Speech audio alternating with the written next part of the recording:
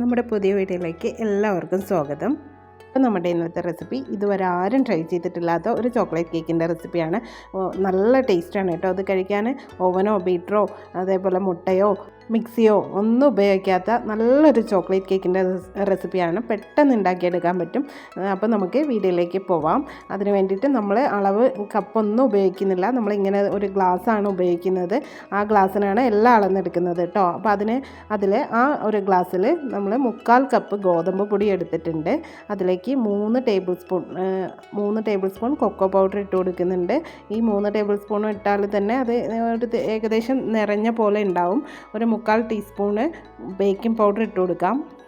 1/4 teaspoon baking സോഡയും കൂടെ ഇട്ട് കൊടുക്കാം. എന്നിട്ട് നമുക്ക് ഇത് ഒരു ബൗളിലേക്ക് അരിപ്പ വെച്ചിട്ട് അതിലേക്ക് ഇട്ട് കൊടുത്ത് അത് അരിച്ചെടുക്കാം. നന്നായി അരിച്ചെടുക്കണം കേട്ടോ. നല്ല കട്ടകളൊന്നും ഇല്ലാതെ ഗോതമ്പ് പൊടി ആയതുകൊണ്ട് ചെറിയ ചെറിയ തരികളുണ്ടാവും.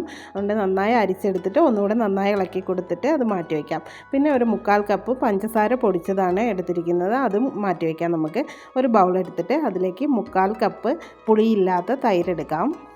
തൈര് ബൗളിലേക്ക് ഒഴിച്ചു കൊടുക്കാം. അതിലേക്ക് അത് നമുക്ക് വിസ്കും കൊണ്ട് നന്നായി മിക്സ് ചെയ്തെടുക്കാം കേട്ടോ. കട്ടകളൊന്നും ഇല്ലാതെ നന്നായി മിക്സ് ചെയ്തെടുത്തതിന് ശേഷം നമ്മൾ എടുത്ത് വെച്ചിരിക്കുന്ന പഞ്ചസാര, പൊടിച്ച് വെച്ചിരിക്കുന്ന പഞ്ചസാര കുറച്ചായി ഇട്ട് വിസ്ക് ചെയ്തെടുക്കാം. കാരണം കുറച്ചായി ഇടണമെന്ന് പറയുന്നത് പെട്ടെന്ന് പഞ്ചസാര ഇടുമ്പോൾ പെട്ടെന്ന് കട്ട പിടിക്കാതിരിക്കാനാണ്.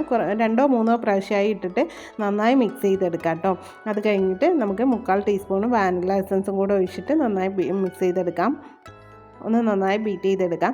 ഈ സമയത്ത് സൺഫ്ലവർ ഓയിലും കൂടെ ചേർക്കണം. അത് ഞാൻ അവസാനമാണ് ചേർത്തിരിക്കുന്നത്. ഈ സമയത്ത് ചേർത്ത് ഇളക്കിയാലും മതി കേട്ടോ. നമ്മൾ ബീറ്റ് ചെയ്യുന്ന വാനില എസൻസിൻ്റെ കൂടെ 1/4 കപ്പ് സൺഫ്ലവർ ഓയിലും കൂടെ ചേർത്തിട്ട് നന്നായി മിക്സ് ചെയ്തെടുക്കാം. എന്നിട്ട് അത് കഴിഞ്ഞിട്ട് നമുക്ക് ഫ്ലോർ കുറച്ചായി ഇട്ടിട്ട് മിക്സ് ചെയ്തെടുക്കാം. ഞാനിത് സ്പീഡായിട്ടാണ് വീഡിയോയിൽ കാണിച്ചിരിക്കുന്നത്. പക്ഷെ പതുക്കെയാണ് ഇളക്കുന്നത്. അതുകൊണ്ട് പതുക്കെ ചെയ്താൽ മതി. ഒരുപാട് കുത്തി ചെയ്യണ്ട. പിന്നെ അത് കൺസിസ്റ്റൻസി ആവാത്തതുകൊണ്ട് നമുക്കൊരു 1/4 കപ്പ് പാലും കൂടെ ഒഴിക്കാം. ഞാൻ പറഞ്ഞില്ലേ, ആദ്യം തന്നെ സൺഫ്ലവർ ഓയിൽ ഒഴിക്കേണ്ടതാണ്. ഞാൻ ഈ സമയത്താണ് ചേർത്ത് കൊടുത്തത്. അത് കുഴപ്പമില്ല, എപ്പോൾ വേണമെങ്കിലും ചേർത്ത് കൊടുത്താലും കുഴപ്പമില്ല. അതിന് ഒരു ടേസ്റ്റിന് ഒരു വ്യത്യാസവും വരില്ല. അതെല്ലാം കഴിഞ്ഞ് മിക്സ് ചെയ്തെടുത്തിട്ട് ഒരു 1/4 കപ്പ് ചോക്ലേറ്റ് ചിപ്സും കൂടെ ഇട്ട് കൊടുക്കുക കേട്ടോ. ഓപ്ഷണലാണ്. അത് വേണമെങ്കിൽ മാത്രം ഇട്ട് കൊടുത്താൽ മതി. അല്ലെങ്കിൽ നല്ല ടേസ്റ്റാണ്. അപ്പോൾ കുട്ടീസിനൊക്കെ ഇഷ്ടമാവുമല്ലോ എന്ന് പറഞ്ഞിട്ടാണ് ഞാൻ ചോക്ലേറ്റ് ചിപ്സ് ഇട്ട് കൊടുത്തത്. അതും കൂടെ ഇട്ട് കൊടുത്തിട്ട് നമ്മൾ ഇതുപോലെ ഒരു 3 ഗ്ലാസ് എടുത്തിട്ടുണ്ട്. നമ്മൾ ചായയൊക്കെ കുടിക്കുന്ന ഗ്ലാസ്. അതിലേക്ക് ഓയിൽ തടവിയിട്ട് നമുക്ക് ബാറ്റർ മുഴുവനായിട്ട് ഒഴിച്ചു കൊടുക്കാം. ഇതേപോലെ ഇഡ്ഡലി പാത്രം വെച്ചിട്ട് അതിൽ ആവി കയറ്റിയിട്ടാണ് നമ്മൾ കേക്ക് ഉണ്ടാക്കുന്നത്.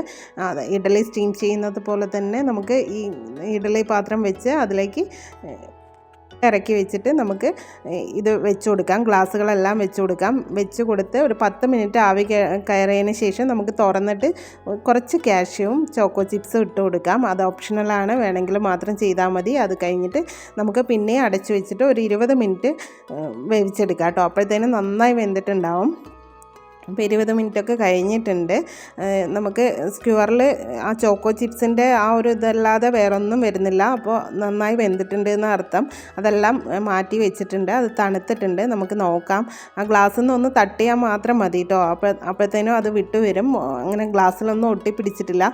നല്ല മോയിസ്റ്റ് ആയിട്ടുള്ള കേക്കാണ്. നല്ല ടേസ്റ്റും ഉണ്ട്. ഒരു ഫഡ്ജ് കേക്കൊക്കെ കഴിക്കുന്നത് പോലെ ഒരു ഫീൽ കേട്ടോ. കാരണം ചോക്കോ ചിപ്സൊക്കെ ഇട്ടതുകൊണ്ടാണ് അങ്ങനെ ഒരു ഫീല് വരുന്നത്. നമുക്ക് കട്ട് ചെയ്ത് നോക്കാം. നമ്മൾ ആവി കയറ്റിയിട്ട് ഉണ്ടാക്കിയതാണെന്ന് പറയില്ല കേട്ടോ. അത്രയും നല്ല സോഫ്റ്റ് ആയിട്ട് തന്നെ ഉണ്ട്.